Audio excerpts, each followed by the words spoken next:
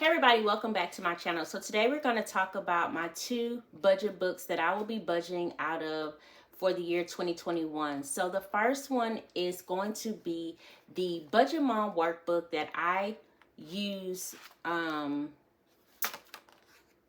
Basically, I started using these back in, I want to say November or October was my first time using it. When she came out with these books and she let us do the pre-order sale, and I did do the pre-order and I got them, and I believe my first one, yes, my first one was October when I started using this book. And so I've been using them up until now, of course, and I love these books. You get your budget by paychecks, you get your monthly view. You also get to, your cash envelopes.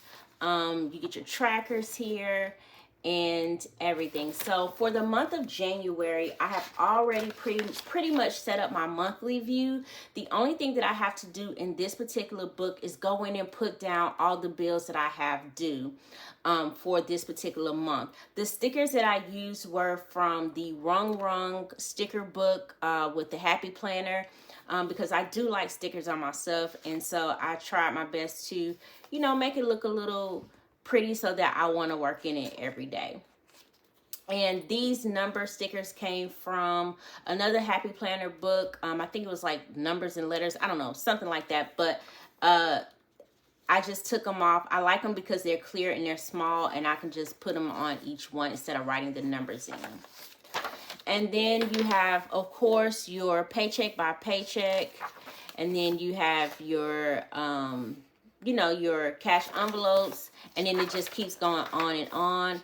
And then for this particular one, I like to also keep up with my, my actual bill account. So this is my bill account for my husband and I. We have one bill account that we pay all the bills out of, and I try to, at first I was trying to do a zero-based budget and keep no money in there, and I said I was going to build it up to maybe like a $500 cushion, so that we have a little bit of cushion and every month instead of having no money in there. So I'm slowly building it up to like about a $500 cushion, but I don't like to keep too much money in that account because I have other accounts that have money in it just in case I need it. And I keep 2 pages for this particular book, this particular account. Then I have my sinking funds account, which this is my starting number. And, I list out all my sinking funds here. And then each week I list out the sinking funds that I'm going to put money in, as well as on this side as well. I have 2 pages for that one as well. This one is my personal account. I did not put anything here because I don't want people to really know what's in my personal account. Not that I'm trying to hide anything, but you will notice that I will not be sharing my husband's and my income on this particular channel because, I'm not comfortable with it, and I don't think that he wants me to share his income. And then here, this is my savings account and our joint savings account. And so, I'm not going to be, I've got my finger to cover that up as well. And then this is the debt that I have, my mortgage. Foundation is a water system, my Sam's Club credit card, my Discover credit card, and just the monthly net worth, stuff like that.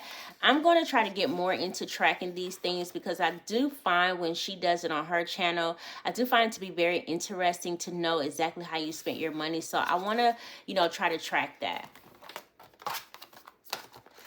The next book that I'm going to be working out of for 2021 is my Carpie Diem book. I took the Carpe Diem book out of the white, it came in a book, a standalone book, and I unwired it and I put it in my Filofax Domino A5 organizer. This is just a little cash envelope that I created for myself.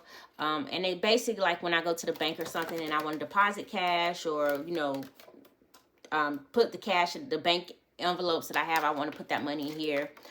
This I got from a young lady here off YouTube called I think her name is Wonderlust is her name on here. And so I purchased this from her during the I want to say this was at the Thanksgiving sale, and so I just need to hole punch it and put it in here. I love the way this looks, and so I just wanted this. And then we're just going to start with the budgeting. So here, this book reminds me a lot of the Erin Condren book. Well, the Erin Condren budget stickers that a lot of people sell on Etsy. And so I purchased this book for myself, but the only issue with this book, it did not come with a paycheck to paycheck budgeting. So that's why I'm also using the Budget Mom paycheck to paycheck budgeting. So you get to look at an overview of your income, your expenses, and what you saved. And that's the first thing that it has. Then it has a savings goal. Now, I have several savings goals. So I put a total here. My minimum total is $10,000. But with all my savings that my challenges that I'm going to be doing, which is the $5,000 savings challenge, the $1 bill savings challenge, the $5 savings challenge, Saveopoly, and just my regular savings from my husband and I's income, I'm thinking this is probably going to be about $20,000 for the year of 2021. And then I have a saving for a moving truck because we plan on moving, and it's going to be a little expensive. So I'm saving for a moving truck here. I'm also saving because my husband and I have decided that we're going to go to North Carolina for spring break, which is in March. So I'm saving for about $3,000 there. And then you have other savings tracker goals here. You have 4 more. A donation tracker if you choose to donate, because you do get a tax write-off from certain companies when you donate.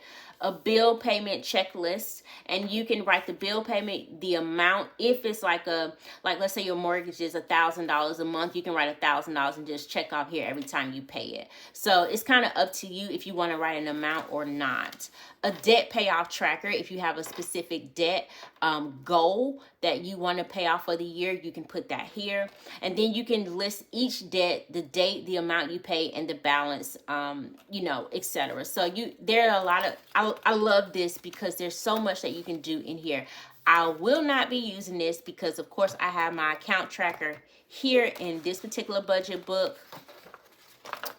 And I just don't think it's smart to keep your credit card information or your banking account information. So I will not be utilizing that. The notes pages, I might make a little note or two here in there, but technically I don't have too much to utilize. Now, my monthly savings goal I wrote was $1,500 for the month of January, but that's going to go up because, as you all know, we all got our stimulus check coming in. If you did not get one, most likely, hopefully, you will have it come January 4th, which is going to be Monday coming up, as this was filmed on New Year's Day. So happy New Year to everybody out there if I have not said it already. And you get to write your notes, your monthly goals, and looking ahead what you plan on doing. So I will be utilizing this page every month. This is the monthly layout. And again, you can write lists, more goals, and notes here. And then what I do love about this is what I liked about the Erin Condren stickers that I used to use in my Erin Condren book.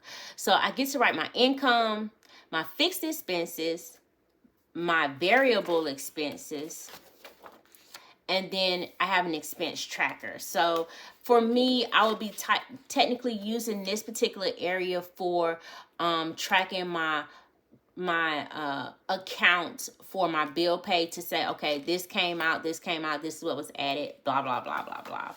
You get more of an expense tracker here. So, I don't know if I'm going to be using all of these pages, but at least I'll have it. And then you have a monthly bills checklist. So again, you can write all your bills out, the amount that it was, and if you paid it or not. Hopefully, you'll pay all your debt. And then it just keeps going forth, February every month.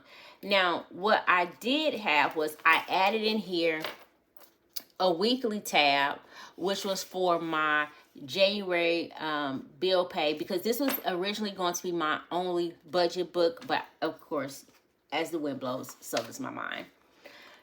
My mind changes, should I say. So we're going to flip through and not go through all of those because everything is the same. And we're going to skip over to cash envelopes. Now, last year, I did not track my cash envelopes, but I think it would behooved me to do that this year. And so I purchased another calendar set from Carpie Diem, and each month I'm going to write down my cash envelopes and take note of each time that I use money out of my cash envelope, so I can kind of see what we're using, what we're not for the month, and try to set, because I plan on saving money out of cash envelopes what we don't use.